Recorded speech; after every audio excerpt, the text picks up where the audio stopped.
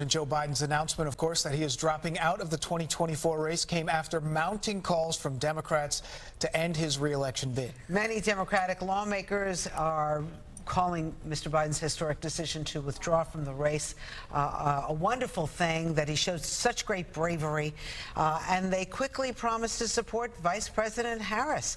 Joining us this morning, Democratic Congressman Richie Torres. He represents parts of the Bronx. Nice to have you here. Always a pleasure. So did you throw your support? How does this work? What's the correct way to do this with the Vice President? Well, the delegates are going to formally choose a nominee at the Democratic convention, but I have unequivocally endorsed Vice President Kamala Harris. I feel like it's time for the Democratic Party to clearly coalesce around the Vice President so that we can shift the focus precisely where it belongs, on the mission of defeating Donald Trump.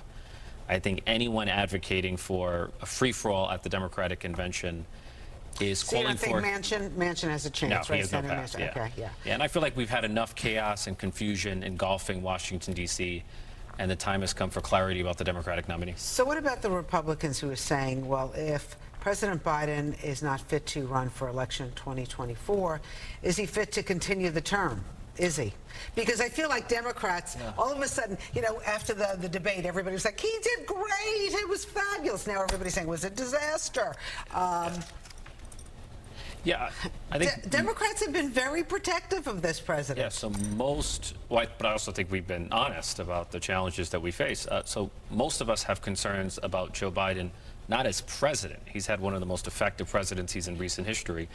We had concerns about Joe Biden as a presidential candidate. So there's a critical distinction. Really? Between, I had more concerns about him as a presidential candidate. Moving forward for the next 4 years, I know that you had been on the fence and saying that there could be some down ticket implications here if he's not removed. Want to talk a little bit about one of your New York colleagues, Representative Elise Stefanik, who was critical of Vice President Harris. I'm shocked. And her leadership on the migrant crisis and the issues there, and said, look, I mean, this is a major problem. But you responded directly to her. What did you make of her criticism of that? Well, first, I think President Biden issued an executive order that's led to a 30% reduction in migration on the border, so it's been effective. But left unmentioned in Ms. Stefanik's tweet is the fact that Donald Trump derailed a bipartisan border security compromise that was endorsed by the Border Patrol Union. That would have been the best hope that we had for securing the border, and Donald Trump sabotaged it. But is it a fair criticism? I mean, knowing what you know about New York, I mean, you yourself have migrant shelters in your district. Is it a fair criticism of the Harris role in this? Because things really are out of control in New York City.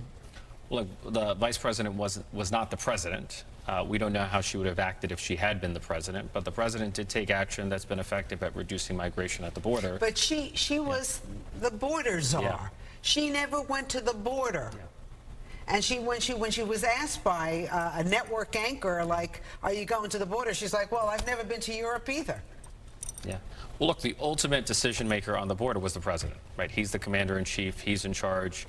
And he undid Trump's edicts on the border. And the way he undid it, he then did it, reversed a little bit of it, which he should have done immediately. We have a broken immigration system, but our broken immigration system can only be repaired by an act of Congress. Right? Congressional Democrats brokered a compromise that would have secured the border. It was the Republicans under Donald Trump who obstructed it.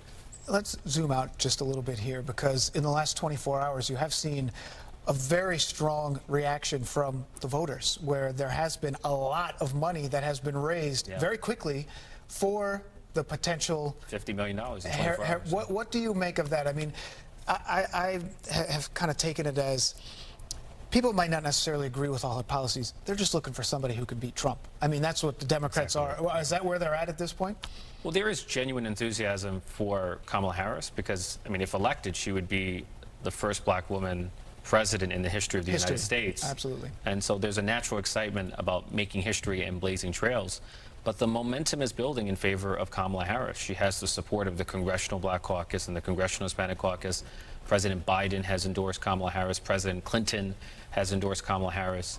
A rapidly growing number of House members and senators have endorsed Kamala Harris. Even presidential prospects like Gavin Newsom and Josh Shapiro are coalescing around the vice president. So there's an aura of inevitability emerging around the vice president. Hey, I know you went back to D.C. This morning. Thank you so much for stopping in before you Always. get back.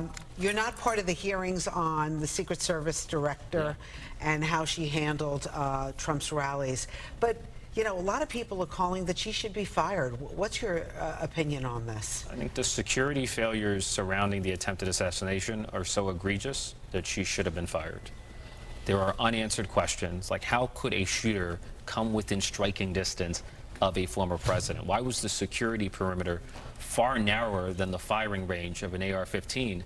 These are unacceptable failures for which there needs to be accountability. Congressman Richie Torres, on top of all the issues, thank you so much for joining us.